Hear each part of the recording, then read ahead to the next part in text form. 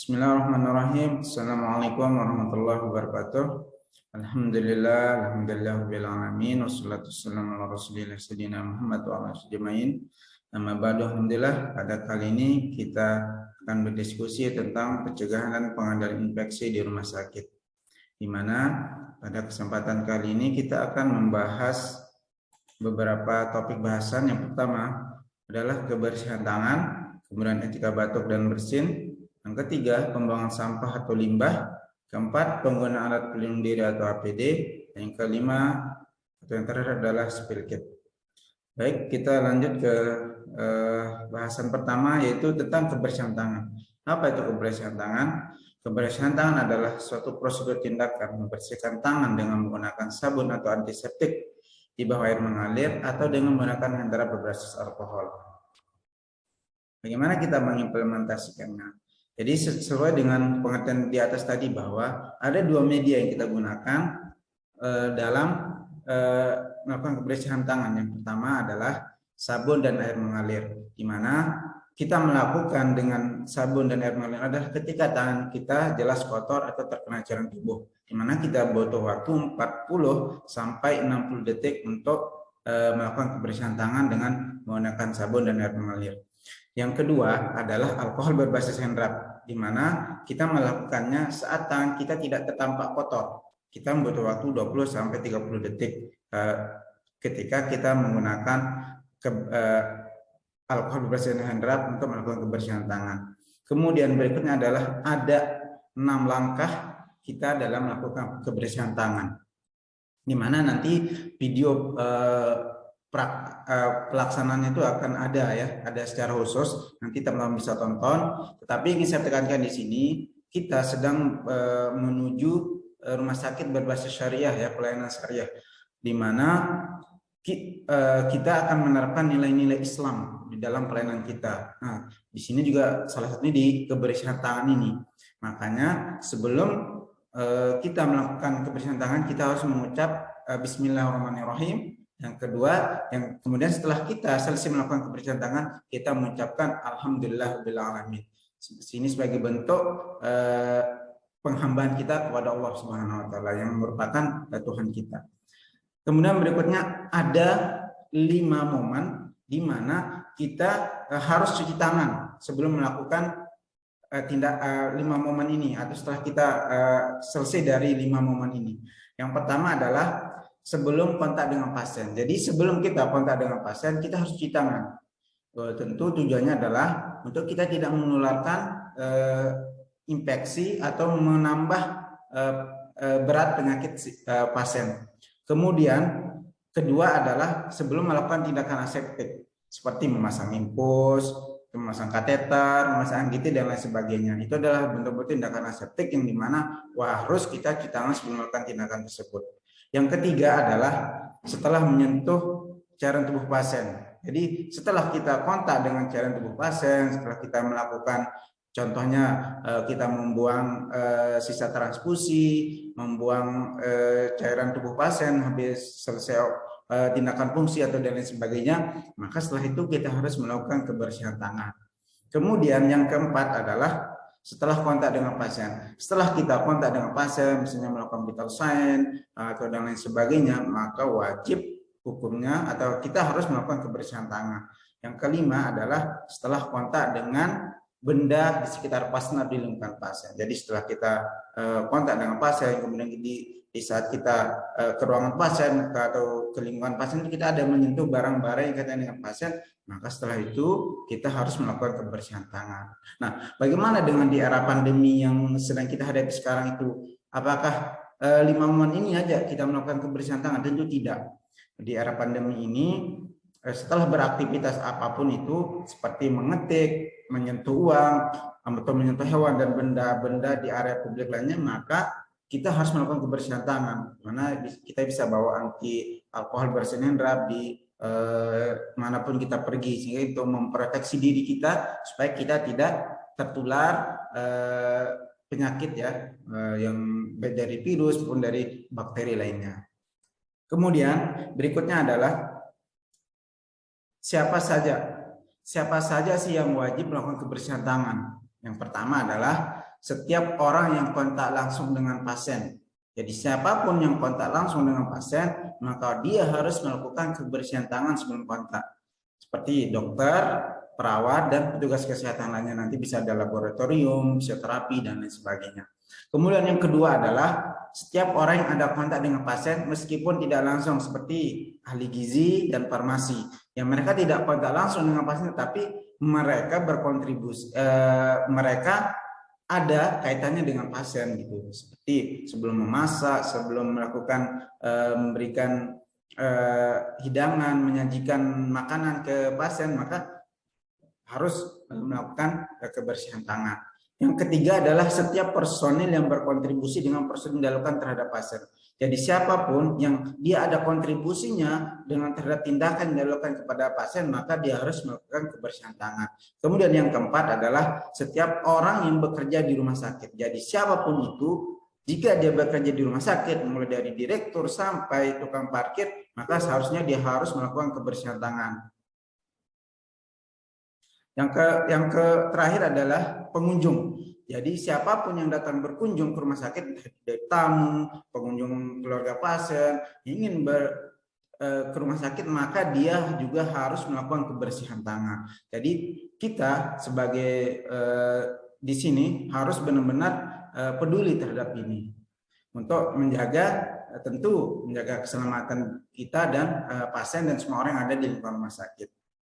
Itu tentang kebersihan tangan. Kita ke topik berikutnya, itu tentang etika batuk dan bersin. Baik, etika batuk dan bersin ini terutama di masa pandemi ini benar-benar harus kita terapkan, di mana penularan seperti kita ketahui bahwa penularan COVID-19 ini adalah melalui airborne. Nah, tentu untuk itu kita harus menjaga diri kita dan juga tidak menularkan ke orang gitu ya. Nah, makanya ada 3 ya etika batuk yang harus kita lakukan. Yang pertama adalah kita menutup hidung dan mulut kita saat kita bersin. Yang pertama, kita bisa menggunakan tisu jika kita punya tisu.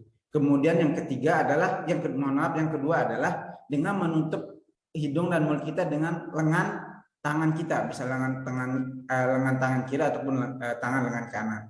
Yang ketiga adalah menggunakan masker. Apabila kita sudah jelas kena flu, batuk atau pilek, maka sudah seharusnya wajib bagi kita untuk menggunakan masker. Kenapa? Itu untuk melindungi orang supaya tidak tertular oleh kita. Nah, tentu setelah kita tadi melakukan etika batuk itu, maka kita harus melakukan kebersihan tangan. Jadi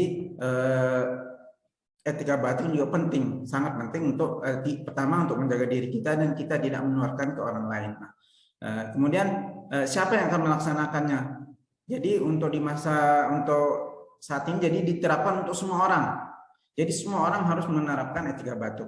Lebih-lebih terutama bagi pada kasus infeksi dengan jenis transmisi airborne atau dropletnya. Seperti kita ketahui bahwa sekarang kita kan di era pandemi yang penularannya penyakitnya melalui airborne. Maka wajibnya kita mempersiapkan diri ya supaya kita tidak tertular dan tidak menularkan ke orang lain. Baik, berikutnya kita membahas tentang pembuangan sampah atau limbah, di mana pembuangan sampah atau limbah ini ada berdasarkan jenisnya, itu ada padat dan cair, dan juga di padat dan cair itu nanti ada limbah infeksius dan non infeksius, kemudian limbah rumah tangga. Nah, sekarang kita akan bahas satu persatu. Yang pertama adalah limbah infeksius, di mana limbah ini yang masuk kategori adalah limbah yang terkontaminasi darah dan cairan tubuh. Jadi apapun itu, jika sudah terkontaminasi dengan cairan tubuh atau darah pasien, maka sudah terkategorikan sebagai limbah infeksius. Contohnya sampel laboratorium atau limbah patologis lainnya. Kemudian atau benda-benda yang terkena cairan tubuh pasien, misalnya kasa bekas rawat luka atau barang-barang lainnya, misal bungkus atau plastik tapi sudah terkontaminasi oleh cairan tubuh pasien atau darah pasien, maka itu harus dibuang ke kantong sampah infeksius, yaitu dengan menggunakan kantong plastik warna kuning. Kemudian ada limbah non infeksius. Jadi limbah non infeksius adalah limbah yang tidak terkontaminasi darah dan cairan tubuh. Contohnya seperti sampah rumah tangga, sisa makanan, sampah kantor dan lain sebagainya. Dan itu kita buang di kantong plastik warna hitam. Kemudian limbah benda tajam. Ada limbah yang memiliki permukaan tajam. Contohnya jarum, sepet, ujung impus, benda yang berpermukaan tajam, bisa saja nanti pecahan pial itu juga termasuk, atau gagang scalpel mesh, apa namanya, mesh, jarum scalpel mesh untuk alat operasi itu. Jadi itu juga masuk, itu ada contohnya adalah yang benda tajam ya, dan itu masuk di safety box. Kita buang di safety box yang tahan tusukan dan tahan cairan. Jadi kita harus membuangnya ke yang tahan tusukan dan tahan cairan. Jadi tidak boleh kita buang ke kantong plastik warna hitam maupun warna kuning. Jadi kita harus membuangnya ke safety box yang tahan tusukan dan tahan cairan. Kemudian berikutnya ada limbah cair, yaitu limbah yang berbentuk cair. Contohnya sisa transfusi, cairan hasil fungsi, cairan yang dihasilkan dari operasi. Ini kita buang di pojok limbah cair, atau kita kenal nama lainnya dengan spool hook. Ini kita punya ada dua di rumah sakit ya, di rumah sakit Salam Nangir ada dua. Itu pertama ada di ruang hemodialisa, dan yang kedua di ruang operasi ya, lebih tepatnya di ruang CSSD. Baik, berikutnya kita membahas tentang penggunaan alat pelindung diri, di mana saat ini sangat penting ya bagi teman-teman yang kontak langsung dengan pasien itu untuk benar-benar memperhatikan penggunaan alat pelindung diri yang digunakan. Nah, apa itu dari pengertian dari APD? APD adalah pakaian khusus atau peralatan yang dipakai petugas untuk memproteksi diri dari bahaya fisikal, kimia, biologis, atau bahan infeksius lainnya. Itu menurut OSH dan CDC ya. Itu CDC ini di Amerika. Kemudian ini beberapa contoh APD yang ada, yang termasuk dalam APD. Yang pertama adalah sarung tangan atau glove ya. Kemudian ada gaun, yang kemudian ada masker N95, dan juga ada masker bedah. Ini contohnya masker N95. Kemudian ada kacamata Google untuk melindungi mata. Kemudian ada face shield untuk melindungi wajah secara full ya. Kemudian ada cap atau topi ya. Dan yang terakhir, yang berikutnya ada sepatu pelindung. Jadi ini sepatu pelindung untuk apa ya, melindungi kita dari percikan, cairan dan lain sebagainya. Baik, berikutnya adalah seleksi penggunaan APD. Jadi bagaimana kita menentukan APD apa yang harus kita gunakan saat kita akan melakukan tindakan atau kontak dengan pasien. Pertama, kita harus melihat potensi dan jenis paparan yang akan ditimbulkan. Apakah akan menimbulkan guyuran, apakah akan menimbulkan spray, dan apakah akan menimbulkan kontak, atau kita akan kontak dengan pasiennya. Nah, kita tentukan. Kalau guyuran tentu bagaimana kita mencari APD yang sehingga kita tidak terkena dengan guyuran, dan juga dan seterusnya.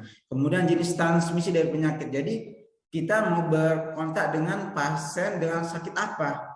Apakah dia jenis transmisi melalui airborne atau melalui kontak? Jadi benar-benar kita harus perhatikan gitu ya. Kemudian kaji risiko kontaminasi ke petugas. Jadi kita harus kaji risiko kontaminasi kita ke kita itu apa, dari tindakan yang kita lakukan ke pasien itu harus benar kaji. Jadi sehingga kita bisa menentukan APD apa yang kita gunakan. Kemudian kaji risiko kontaminasi dari petugas ke pasien. Jadi kita juga harus kaji.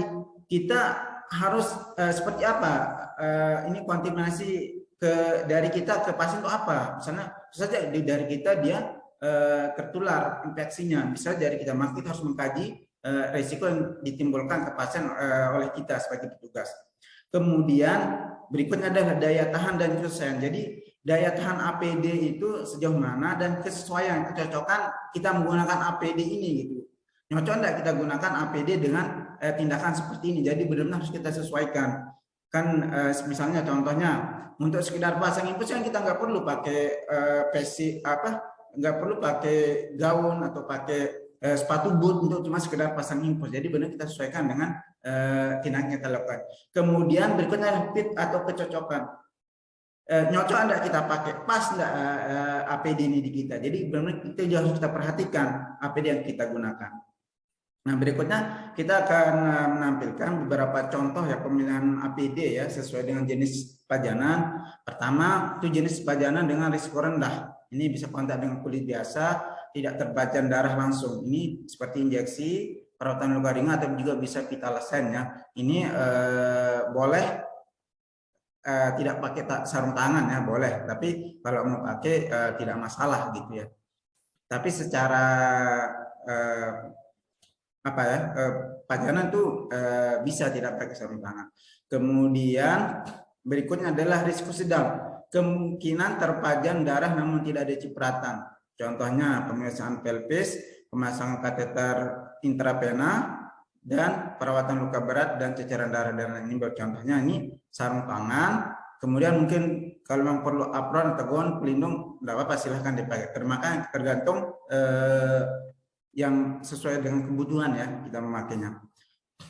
Kemudian risiko tinggi, kemungkinan terpajan darah, kemungkinan terciprat dan perdarahan masif. Ini contohnya seperti tindakan bedah mayor, bedah mulut, persalinan pervagina dan lain sebagainya. Contoh di sini alat pelindung yang kita butuhkan, pertama saat ada sarung tangan, kemudian ada apron, baju pelindung, kacamata pelindung, masker dan sepatu boot. Jadi kita memilih ya, menentukan APD yang kita gunakan tergantung tindakan atau resiko kontaminasi yang akan kita berikan dan diberikan oleh pasien. Jadi harus perhatikan itu. Baik, kemudian yang berikutnya adalah tentang spill kit. Nah, jadi spill kit ini adalah seperangkat alat yang digunakan untuk menangani jika terjadi tumpahan darah, cairan tubuh infeksius agar tidak membahayakan tenaga kesehatan pengunjung dan orang lain yang berada di lingkungan pelayanan kesehatan dan lingkungan sekitarnya. Jadi tujuan spill kit adalah bagaimana cairan tubuh pasien atau darah tumpahan pasien yang ada itu tidak membahayakan lingkungan di rumah sakit, nanti juga tidak membahayakan pengunjung, petugas dan pasien itu sendiri, sehingga perlu ditangani segera dan tentu harus sesuai dengan prosedur yang ada, di mana aman untuk pasien, aman untuk petugas yang melakukan menangani tumpahan cairan tersebut. Jadi nanti untuk praktiknya nanti ada video khusus ya, bagaimana kita menggunakan spill kit ya. Jadi ingin saya tampilkan juga di sini ada apa sih isi dari spill kit tersebut. Pertama nanti ada larutan klorin 0,5% yang ditaruh dalam tempat tertutup. Kemudian air bersih secukupnya atau air deterjen, kemudian kertas serat, artinya kertas atau kain yang bisa menyerap, bisa koran bekas, tisu atau kain-kain yang bisa menyerap cairan. Kemudian ada alat pelindung diri juga harus ada di spill kit tersebut. Pertama nanti ada masker, ada kacamata Google, gaun atau apron, kemudian ada topi, kemudian sarung tangan, tisu dan tanda peringatan. Yang kemudian berikutnya ada kantong plastik kuning 2 buah. Yang terakhir itu ada pasir. Ini pasir ini bisa ada, bisa tidak wajib hukumnya.